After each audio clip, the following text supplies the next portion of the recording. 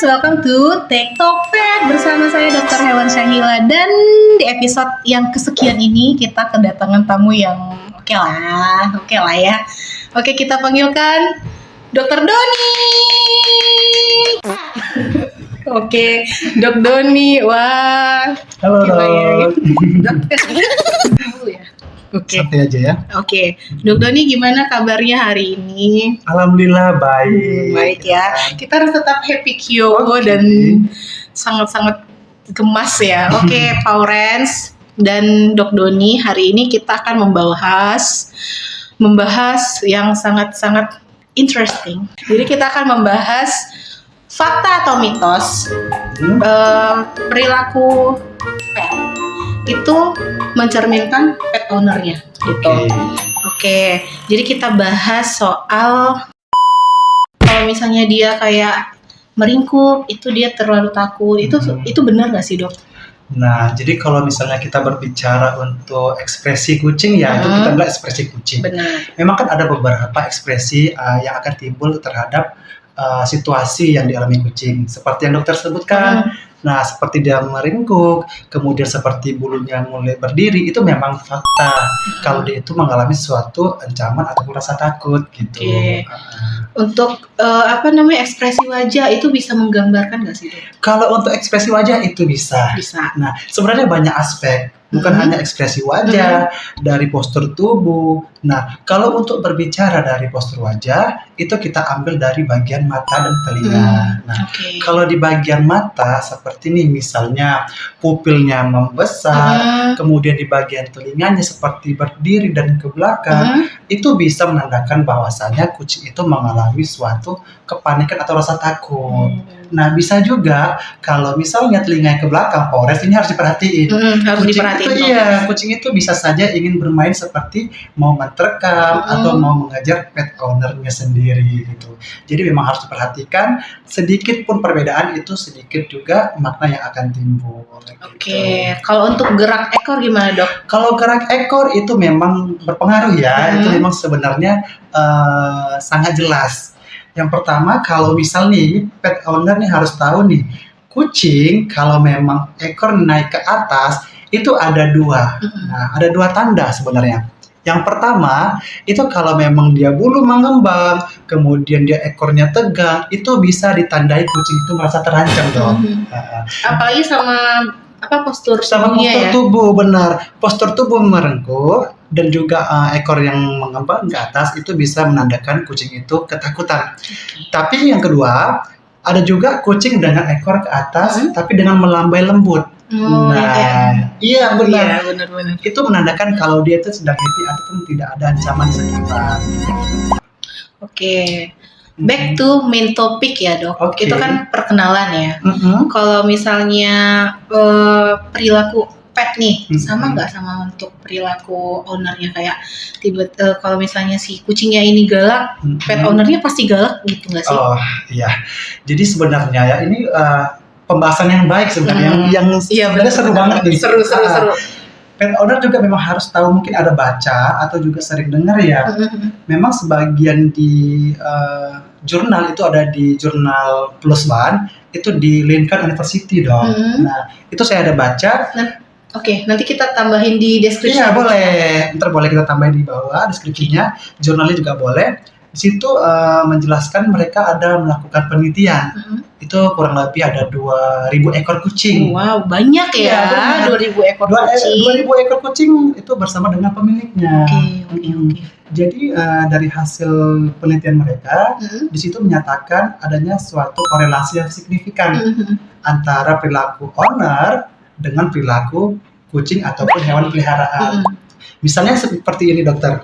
Untuk perilaku hewan, ini kita khusus ke kucing ya, pet owner ya. Nah, sebenarnya kalau kucing itu memang sangat berpengaruh perilakunya terhadap pemilik. Nah, misal kita ambil dari 3 kategori aja, atau 3 tolak ukur. Yang pertama, misalnya nih, pet owner memiliki suatu emosional yang tinggi, kemudian sering marah-marah, atau sering kita sebut neurotisme yang meningkat, ya seperti itu. Nah, ketika kita sering marah, kita membentak atau berteriak, kucing ataupun hewan sekitar kita otomatis akan cemas, akan takut. Kemudian juga otomatis akan lebih banyak penyakit yang timbul. Nah, dari aktivitas kita, kemudian perilaku kita yang neurotismenya tinggi, itu bisa berpengaruh terhadap keagresifan kucing juga sebenarnya. Itu yang pertama. Dan yang kedua, di pet owner harus tahu ya. Yang kedua itu ada yang namanya pet owner yang ramah, teliti, dan lebih kehati-hati.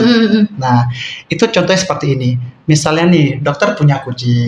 Dokter itu memiliki kepribadian yang baik, kemudian yang memang segala sesuatu itu diperlakukan dengan tersusun rapi. Contohnya misal, makan kucing itu polanya diatur, sehari 2 atau 3 kali.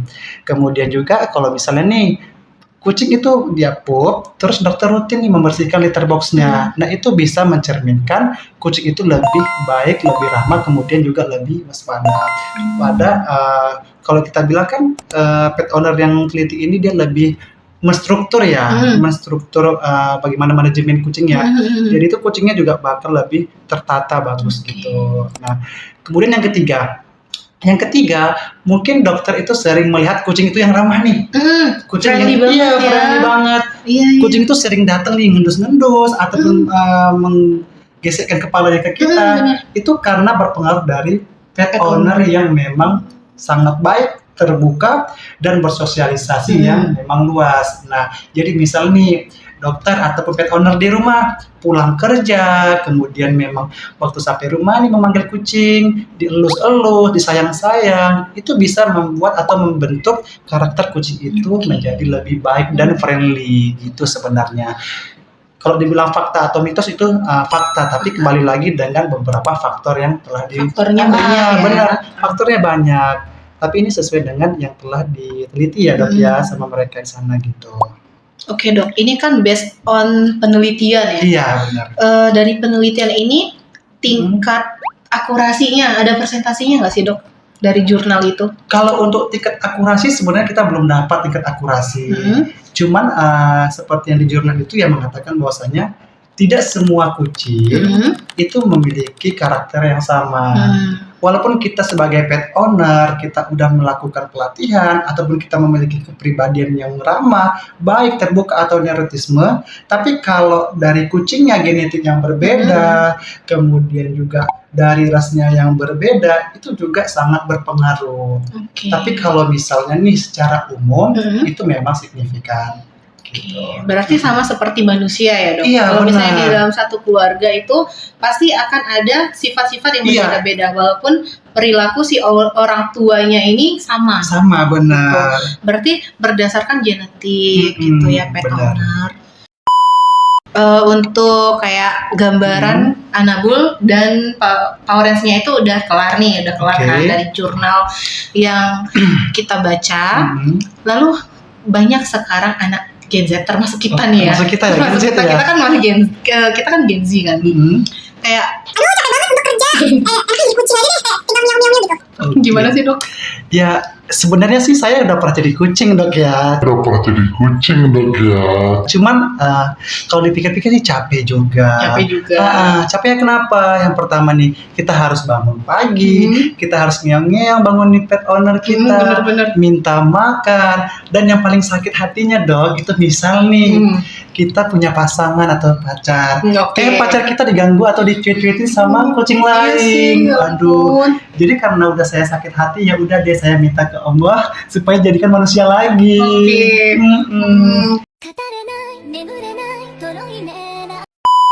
Kayak berarti stresnya kucing itu banyak banget. Walaupun kita cuman si kucing ini cuma kayak mau makan, tinggal main. Iya, benar. Banyak yang dipikirin pet owner ternyata gitu ya. Kucing nggak hanya makan aja dong, tapi bisa galau juga. Apalagi kalau misalnya nih kucing yang memang awalnya punya pasangan tiba-tiba dikastrasi. Wow, sedih banget. Sedih ya. Oke, pet owners ini hanya bloopers ya. Oke, kita back to topik yang lumayan kayak menarik ini. Bagaimana si kucing ini memvisualisasi manusia dan mengenali manusia dok? Jadi sebenarnya kalau untuk kucing ya, ini khususnya karena hewan peliharaan yang secara umum, dia itu memvisualisasikan itu memang tidak bisa secara detail, Dok. Nah, baik itu dari bentuk kita, kemudian dari mimik wajah kita, itu memang tidak bisa. Tetapi ini pet owner juga harus tahu, kucing itu bisa mengenal kita yang pertama dari suara, kemudian juga dari aroma. Nah, memang kalau kita baca ya di artikel atau memang pet owner ada baca di Google gitu, kucing itu memvisualisasikan kita sebagai contohnya kucing raksasa dalam koloni mereka. Nah, bisa juga mereka itu menganggap kita sebagai salah satu keluarga walaupun memang untuk ukuran dan bentuk yang tidak signifikan sama mereka. Tapi kalau secara langsung, secara detail, baik itu warna, bentuk, itu memang tidak bisa gitu. Baru bagaimana kucing bisa, selain itu ya dok, bagaimana kucing bisa mengenali kita, apakah dari aroma atau dari yang lainnya gitu? Sebenarnya kalau untuk kucing mengenal kita itu dari aroma bisa, dari suara bisa, dan juga dari perasaan yang timbul dari kita. Nah, misalnya kita sering berinteraksi dengan kucing kita nih dok, perasaan kita senang, happy, sedih itu bakal berpengaruh dan bisa juga dikenal dengan kucing kita. Jadi misalnya nih saya punya kucing, saya sering curhat, saya pulang kerja ngobrol, tiba-tiba suatu hari dokter nih ngajak ngobrol ke dia itu udah tahu bahwasannya dokter itu bukan ownernya gitu. Itu bisa dari perasaan. Jadi pet owner kalau punya kucing sering-sering diajak ngobrol. Iya, benar. Apalagi kalau misalnya lagi galau gitu ya dok. Curcol aja sama kucing. Kayaknya kucing gitu. Ya solusinya ya. Benar. Mendingan kayak sama kucing, kayak nangis-nangis depan kucing. Benar. Dia tuh kayak lebih calming gitu. Karena saya pernah melakukan hal itu dok. Gitu. Jadi sama kucing itu kayak dipeluk, terus cerita. Memang seperti orang yang tidak waras gitu ya kalau diperhatikan, tapi itu lebih membuat lega dan si kucing itu lebih calming, dia kayak nggak mau pergi, lebih paham ya gitu lebih paham dibandingkan manusia. Oke, cut. Oke, Paurens, episode kali ini sangat menarik dan diharapkan untuk Paurens itu bisa belajar dari episode ini dan bisa kayak lebih mengenali kucingnya lagi gitu, karena emosi si kucing ini bisa berdasarkan emosi si Paurensnya. Oke, untuk episode kali ini udah selesai dan sampai ketemu di episode selanjutnya dengan bintang tamu yang sangat-sangat cantik, informatif, ganteng juga. Sangat-sangat cantik, ganteng, informatif. Dan jangan lupa klik tombol like, subscribe dan notifikasi supaya kalau misalnya kita ada upload video baru, Paurens bisa langsung nonton dan tidak ketinggalan. Sampai jumpa Paurens. Bye-bye.